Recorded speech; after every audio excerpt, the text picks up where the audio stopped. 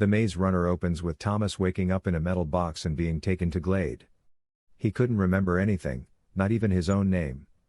It was only in the evening during physical training that Thomas suddenly remembered his name.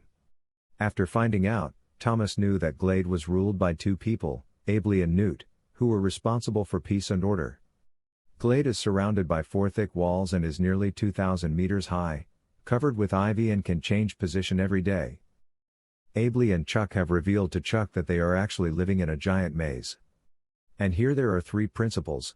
Principle 1 is to actively create food, Rule 2 is never to harm anyone, and finally the most important is never to go inside the maze. The only people entering the maze are runners, also known as seekers.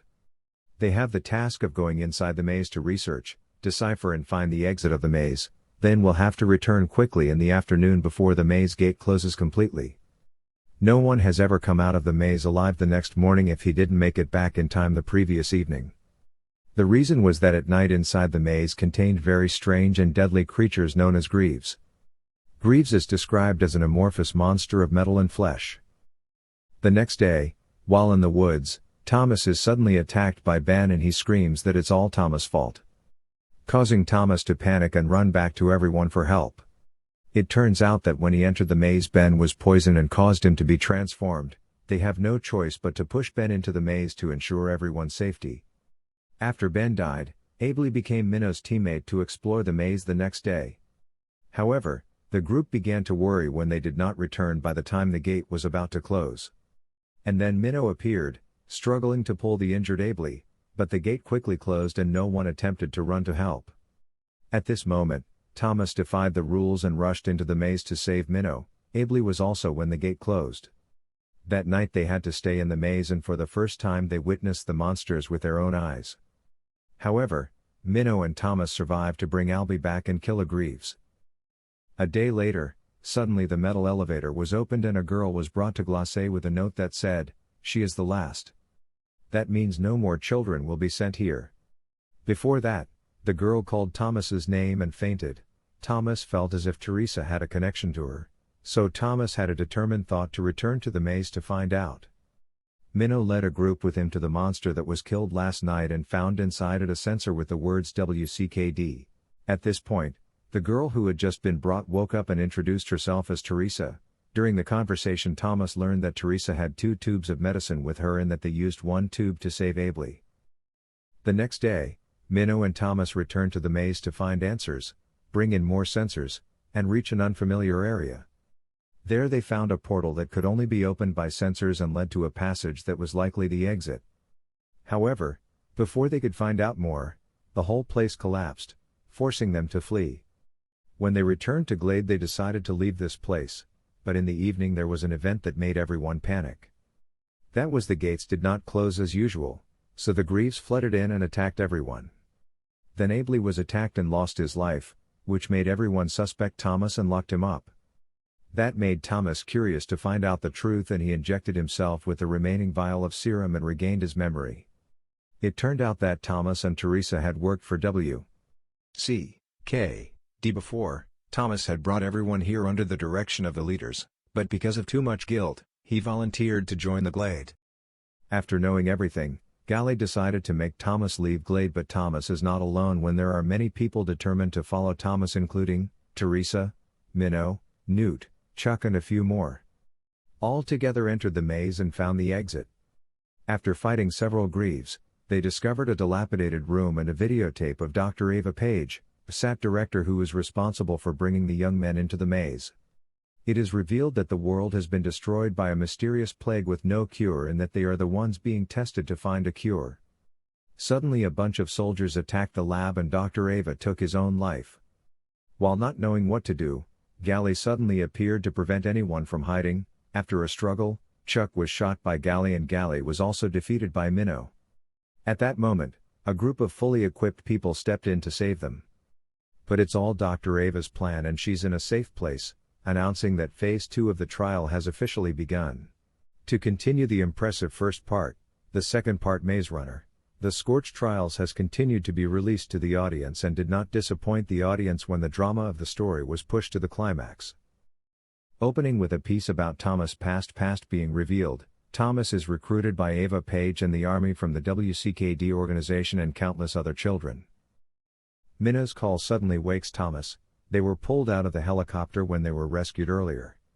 In the desert, an army of zombies is rushing to attack. Under the strong protection of the army, they have finally reached the shelter. Here they meet Jansen, the man in charge of this place. Jansen explained that the facility is a safe haven, protecting them from W.C.K.D., flare virus, cranks and providing them with clothing, food, and hygiene. But they discovered, it turned out that they were not the only people locked in the maze, but many other people were locked in different mazes and gathered here. However, before he could enjoy it, Jansen took the list of people who were sent for the day to a place called the farm and Teresa was among them. Thomas discovered and immediately chased but was stopped by security. That night, while Thomas was tossing and turning, suddenly there was a strange noise. Aris, the first and longest survivor of the facility, went through the ventilation duct and into Thomas's room. With Aris' help, Thomas discovers that Ava Page is still alive and that Jansen himself is working for the W.C.K.D. They discuss experimenting on immune humans and Jansen's quest to find the right hand, as it is called, of a group of resistance officers in the mountains. Thomas, as soon as he learned the truth, cleverly all including Aris fled and set out to find the right hand in the burning lands. But when they went outside, they saw the fierceness that the world was going through, the ruined buildings, the harsh weather and more terrifying, the zombies. With that, W.C.K.D. mobilized an army to hunt them down, while Winston was severely injured due to previous encounters with the undead. In order to prevent the transformation, Winston shot himself. The group continued to venture in the desert, until the evening when Thomas woke up. He discovered a glimmer of light in the distance and a sandstorm arose. The group ran all the way to the light.